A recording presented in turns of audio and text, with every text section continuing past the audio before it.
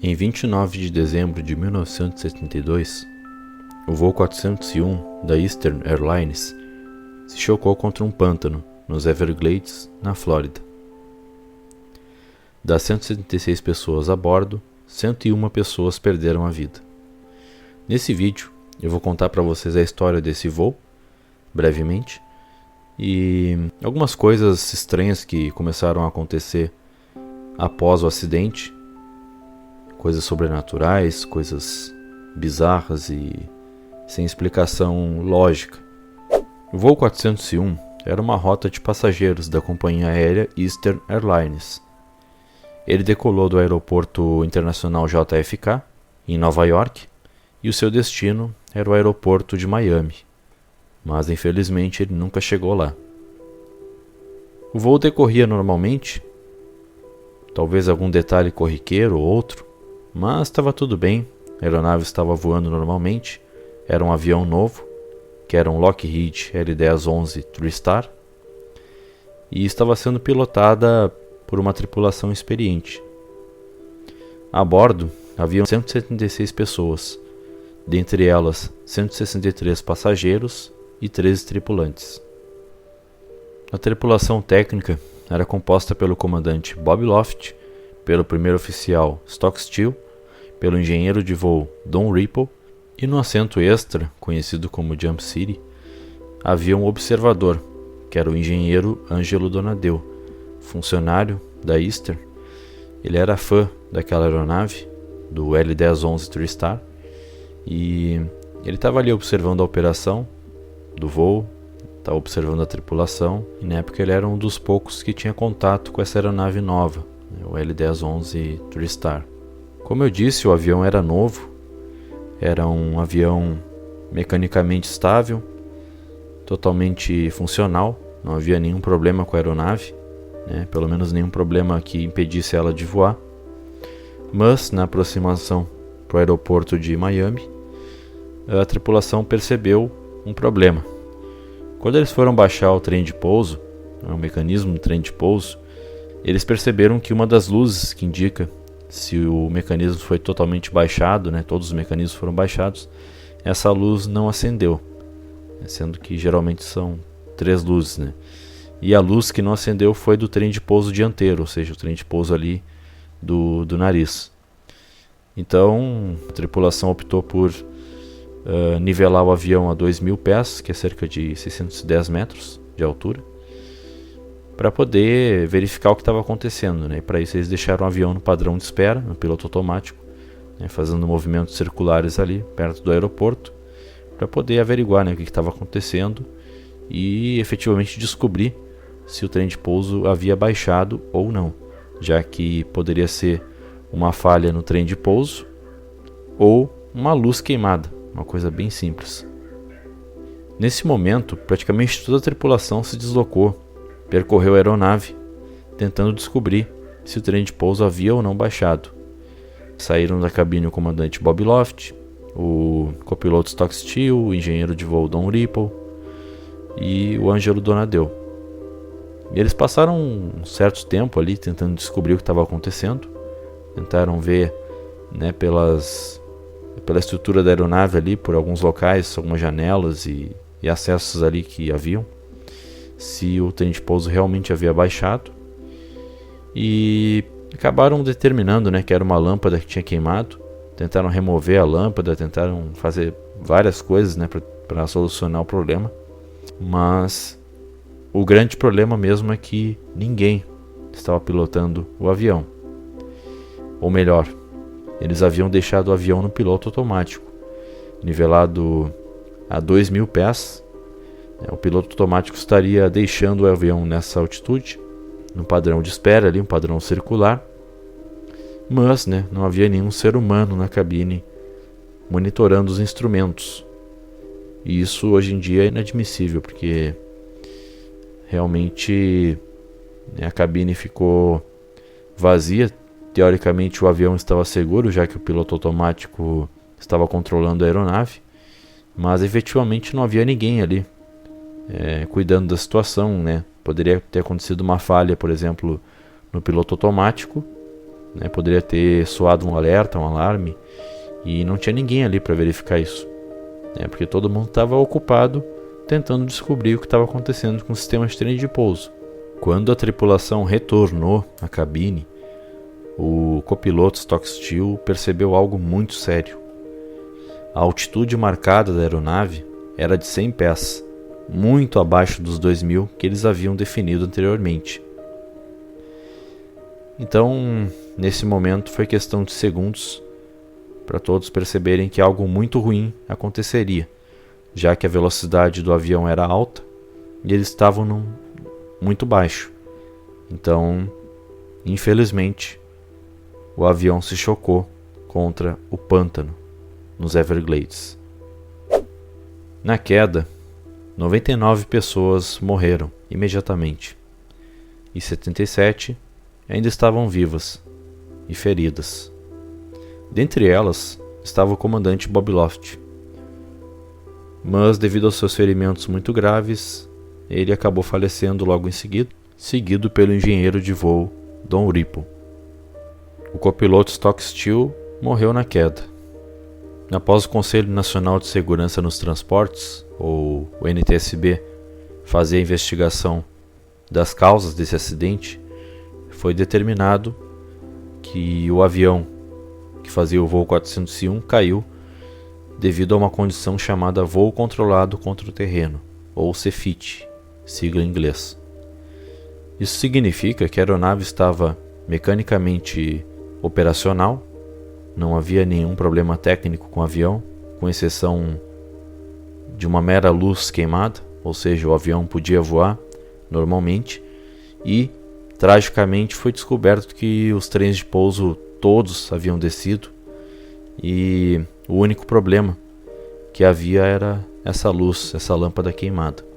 E no caso do voo 401 ficou evidente que a causa era um CFIT, tragicamente, né, já que a aeronave estava navegável, né, toda a aeronave estava em bom funcionamento, né, os motores estavam bons, a superfície de controle estava tudo funcionando bem. Então, basicamente, o CFIT é quando um avião bom, né, em boas condições, acaba caindo devido a algum erro, né, da tripulação e, né, acaba se chocando contra algum obstáculo ou contra o terreno realmente e cai. Uma das suspeitas iniciais é de que havia alguma coisa errada com o piloto automático, já que, como eu disse, a tripulação tinha configurado ele para manter o avião a 2.000 pés e não foi o que aconteceu. A aeronave foi gradualmente perdendo altitude até chegar aos 100 pés, sendo que ninguém percebeu isso, embora no gravador de voz da cabine, na caixa preta, tenha sido registrado um alarme, né, bem audível, avisando desse problema, né, que a aeronave tinha, né, descido além da altitude mínima, né, definida. E ninguém percebeu, né? Porque estavam muito engajados tentando consertar o trem de pouso, ou melhor, né, a luz do trem de pouso, tentando descobrir se ele realmente tinha baixado. E acabou que, mesmo com o alarme sonoro, né, avisando que tinha algo errado com a altitude, ninguém fez nada, até porque a cabine estava vazia e os caras estavam ali, sei lá, né, estavam longe dos controles, estavam ali, né, vendo os locais da aeronave onde poderia se visualizar o trem de pouso para ver se realmente tinha baixado. Enfim, foi um acidente muito triste, mas que mudou muito a indústria da aviação e também deixou um legado, né, bem estranho, que foram os fantasmas do voo 401. Na época do acidente, quando o avião ele entrou no pântano, várias peças da aeronave foram recuperadas, testadas e estavam funcionando bem, né, apesar do acidente.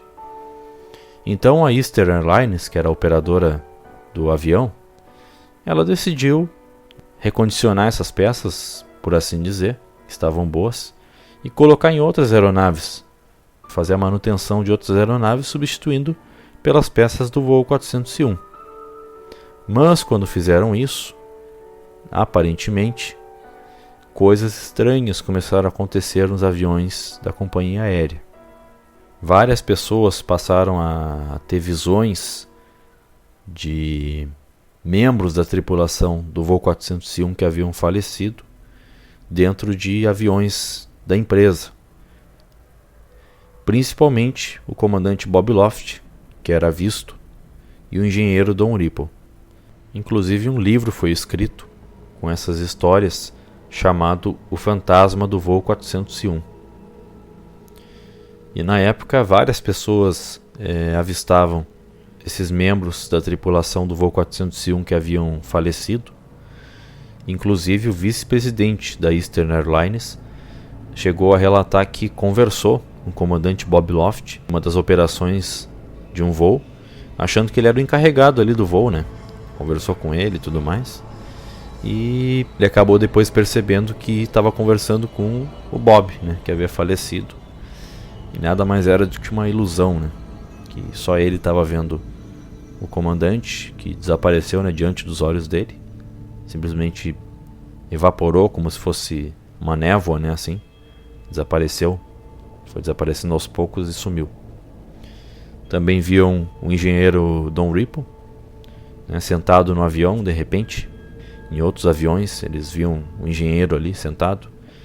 E inclusive na tripulação desses voos, né, chegava para ele e, né, espantados, né, apavorados, e falavam com ele, né, o que você está fazendo aqui, tipo assim. E ele desaparecia também, assim como aconteceu no caso ali do Bob Loft. Uma outra evidência que foi encontrada, que infelizmente pode ter contribuído muito para esse acidente, foi que o comandante Bob Loft tinha um tumor no cérebro. Só que ele não sabia. E esse tumor ele já estava atingindo a visão dele. Então é muito provável que ele acabou perdendo a visão periférica ali naquele momento importante da operação do voo 401. Enquanto ele verificava o trem de pouso, talvez ele poderia ter visto, né, que havia alguma coisa errada com a aeronave, que ela estava descendo, né, poderia ter feito contato visual com algum instrumento, mas, né, infelizmente ele não pôde ter, né, essa visão, não pôde visualizar essas coisas. E a conclusão foi de que o mais provável foi que um membro da tripulação, provavelmente o Loft, acabou esbarrando no manche, e isso fez com que aquela estranha descida se iniciasse. Então o avião foi descendo, não tinha ninguém na cabine porque eles estavam ocupados verificando o trem de pouso, e o acidente aconteceu. E os fantasmas do voo 401 foram relatados por pessoas de altas posições, pessoas importantes ali na Eastern. Como eu tinha mencionado anteriormente, o próprio vice-presidente da empresa, né, teve contato com desses fantasmas, então era altamente improvável que alguém estivesse inventando essas histórias. E provavelmente a causa dessas manifestações, sobrenaturalmente falando e de forma mística, é que os fantasmas estavam ali, né, protegendo os aviões para que todos que estivessem a bordo deles não sofressem, né, acidentes, né, sofressem um acidente como aquelas vidas perdidas ali, né, aquelas almas que estavam ali. E aí fica o mistério, né? Fica esse mistério intrigante dessas aparições e também do fato da Eastern ter tomado conhecimento desses fantasmas, e a única coisa que fez com que eles parassem, né, de aparecer nos aviões foi a remoção das peças que estavam no voo 401. Muito estranho, né? Realmente incrível.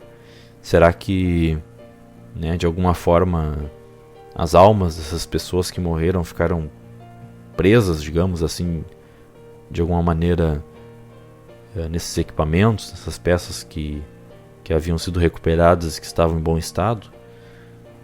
É realmente muito estranho, né? Uma coisa que não tem explicação óbvia, né? Algum fenômeno metafísico, alguma coisa ali que realmente poderia, né, estar sendo a causa dessas aparições, né?